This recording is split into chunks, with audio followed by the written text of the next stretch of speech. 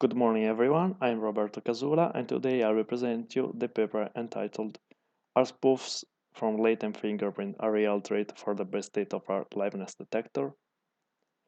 In this paper we investigated the threat level of realistic attacks using latent fingerprint against sensors equipped with the state-of-art liveness detector and fingerprint verification system which integrate such liveness algorithms. To the best of our knowledge, only a previous investigation was done with spoofs from latent prints. There are two types of creating a fake fingerprint. The consensual method consists in placing a silicone material in the volunteer's fingers in order to create the cast. This mode requires low times, a low level of difficulty, is not a real threat and leads to high accuracy. The non-consensual method consists in the application of powders in a specific surface for the recovery of the latent fingerprint. These require long times, good manual skills, lead to a realistic threat, but the accuracy is low. To assess the level of threat of a realistic approach that's still latent fingerprint without the consent of the victim, we collected a novel dataset called stealthy spoofing from smartphone or screen spoof dataset and made up of live and fake fingerprint images. Usually, the fingerprints left on the screen are due to the actual use of the device, as in the case of tap and scroll, which almost always lead to partial and overlapping fingerprints. However, there are cases in which the fingerprint is complete, and it will be this that will be used to create the mold for the fake. On the basis of this observation, our screen spoof dataset was acquired in vitro, with the collaboration of the users. Each user was asked to place all fingers on the screen to leave the trace of the fingerprint. The fingerprints were then separated to be processed and binarized by means of a suitable algorithms. Of these binarized images, the best ones are selected, grouping them by user, and have been paginated and resized to full size, to then print the result on a transparent paper, so as to create a thickness between the paper and the ink. The screen spoof dataset consists of 30 people.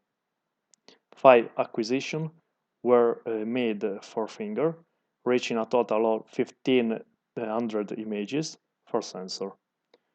Spoof were fabricated with 3 different materials, Mix 1, VBN, and Body Double, and acquired twice for a total of 1800 images for sensor. All the acquisitions were carried out with 2 sensors, green bit and digital personal sensor, already used in the LiveTet 2019. Starting in 2009, the fingerprint liveness detection competition take place every 2 years, in which participants are given a dataset to train their algorithms. LiveTet 2019 showed surprising results in terms of accuracy. For this reason, we have decided to make a comparison with the 3 best algorithms that have obtained the best result with fingerprint created with the consensual method. PAD is a representation attack detection system based on handcrafted features. ZUT and JLW are fingerprint verification system, also equipped with a presentation attack detection module based on deep learning techniques. Looking at the table, we can see the percentage of authorized user rejected when you want to block 99% of the impostor. In this case, is much greater in the screen spoof case, and this shows how the fake are much more effective than in the consensual case. For the second and the third place, the results of the percentage of authorized user rejected when you want to block 99% of the impostor of the screen spoof method turns out to be very similar to the consensual method. In conclusion, we try to anticipate attackers of a fingerprint recognition system by proposing a realistic technique that use snapshot picture of latent fingerprint to fabricate high-quality spoofs, which we called screen spoof. This is a notable result, never reported in previous work. In fact, the attacker have a realistic chance to evade the best liveness detection technology currently available.